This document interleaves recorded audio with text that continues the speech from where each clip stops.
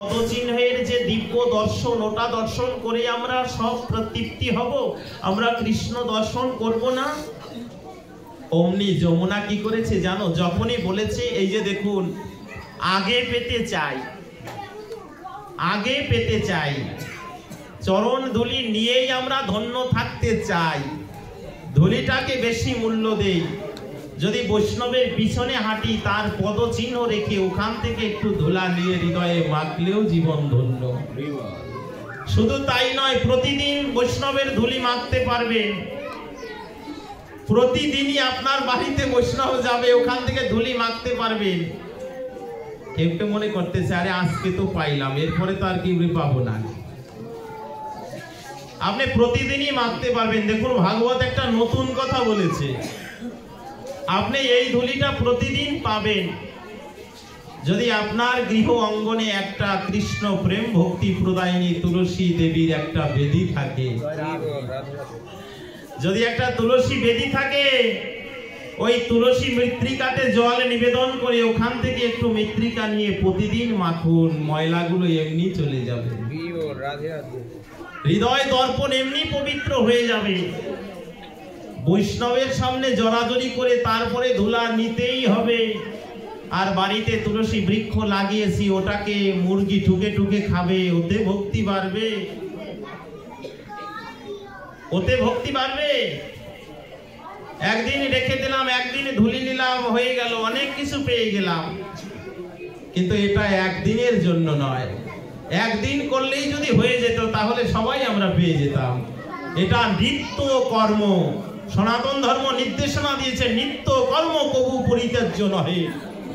যেমন নিত্য কর্ম কোনটা? নিত্য অর্থ সেই বৈষ্ণব পদার বিন্দে বৈষ্ণব ধুলিটা হৃদয়ে মাখা। এটা পাবো কিসে? প্রতিদিন যদি সেই তুলসী দেবীকে একটু স্পর্শ করে প্রণাম করে তার নিচু থেকে একটু ধুলাটা হৃদয়ে মাখতে পারি, তবেই সেই পদ ধুলা প্রাপ্তি হবে।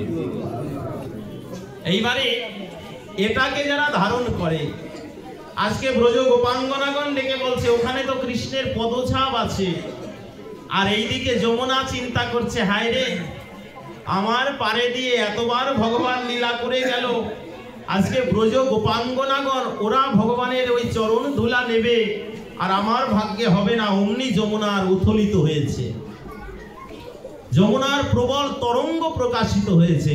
যখন তরঙ্গ হয়েছে, ওই তরঙ্গগুলো আস্তে আস্তে আস্তে আস্তে এসে কিনারার উপর আশ্রে পড়েছে।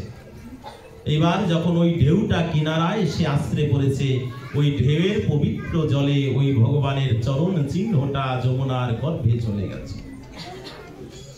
যমুনা ডেকে বলছে, প্রভু, জীবনের তরে ভগবানের চরণ থেকে উৎপন্ন হয়েছি সত্য, কিন্তু আমার বক্ষের উপরে সবাই শুধুমাত্র তার হৃদয়ের অর্জিত পাপ তাপ এগুলোই দিতে চায়। কেউ আমার পদে বা আমার নিকটে এসে কেউ আমাকে উদ্ধারের পথটা দেখায় না। সমস্ত পাপ তাপটুকু শুধু আমার নিকটে দিয়ে গিয়ে ওরা পবিত্র হতে চায়, কিন্তু আমি বসে থাকি কখন জানো? যখন কোনো শুদ্ধ ভক্ত, যিনি কখনো পবিত্র হতে চায় না, যিনি কখনো সুখও পেতে চায় না, দুঃখ পেলেও আনন্দ পায়, কিছুতেই তার দিশা নাই, ওই ভক্ত যখন আমার গহ্বরে স্নান করে, আমি ওই ভক্তের পবিত্র ধুলা পেয়ে আমি গঙ্গা পুত পবিত্র হয়ে যাই, আমি পুত পবিত্র হই। তাহলে সেই বৈষ্ণবের পদধূলি এতটা গুরুত্বপূর্ণ, যেখানে দাঁড়িয়ে বলছে ওই পদামৃত, ওই পদ চিহ্নটাকে উপলক্ষ করে আমাদের জীবনে ভজনের পথকে এগোতে হবে। আজকে সেই ব্রজ গোপাঙ্গনাগণ যখন চরণ ধুলিটা এমনি এসে যমুনার পারে ঢেউয়ে যখন ধুয়ে যায়, অমনি ব্রজ গোপাঙ্গনাগণ ওই যমুনার বালুকার পরে আশ্রে পড়ে, ডেকে বলে, হে প্রভু, জীবনের তরে দেখা তো সহজে দাও না, তুমি তো চতুর চালাক। আর যারা কৃষ্ণ ভজে ওরা চালাকের চালাক। কৃষ্ণ তো এমনি চালাক, আর যারা কৃষ্ণ ভজন করে ওরা অতি চালাক। ওই চালাক মানে কিন্তু আবার পরের ঘরের কিছু আনা না। ওই চালাক বলতে বোঝায় না যে চুরি করে এটা গ্রহণ করবো, তা না। চালাকিটা কোথায়? চতুরতা হচ্ছে গুরু বৈষ্ণবের কাছে। ওরা সহজে তো দিতে চাইবে না, একটু কৃপা করে নিজে নিচু হয়ে, নিচু জায়গাটাই তো তার জমানোর জায়গা, একটু নিচু হতে হবে, অহংকারের মাথাটা পেতে দিতে হবে। বলছে এটা পারতে পারবে না, চাইলেই পারবে না, চাইলে একদিনের এইরকম প্রণাম দণ্ডবত হবে না। এরকম প্রণাম করতে করতে অভ্যস্ত, তাকে যদি আমি দণ্ডবতের কথা বলি, টান টান হয়ে শুয়ে দিতে হয়, সে একদিনেই পারবে না। এটা প্রতিদিন প্র্যাকটিস করে করে তাকে নিতে হবে। ঠিক একই রকম এই পবিত্র পদারবিন্দ, পদ নখর, পদ চিহ্নটা, এটা বৈষ্ণব পদামৃত গুলো, এটা ধারণ করা সহজে পাওয়া যায় না। ওখানেও নিজেকে নিচু হয়ে অহংকারের মাথাটা তার চরণ তলে দিয়ে দিলে পরে তবে ওই পদামৃত পদধূলি থেকে নিজে হলেও কিছুটা না কিছু পাওয়া যাবে,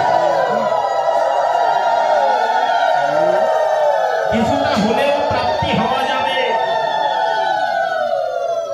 সেইখানে দাঁড়িয়ে ব্রজ গোপাঙ্গনাগণ বলছে, প্রভু, ও প্রভু, তুমি তো দেখা দিলেই না, অমনি তোমার পদ চিহ্নটাও যমুনা ধুইয়ে নিয়ে গেল, যমুনা ধুইয়ে নিয়ে গেল।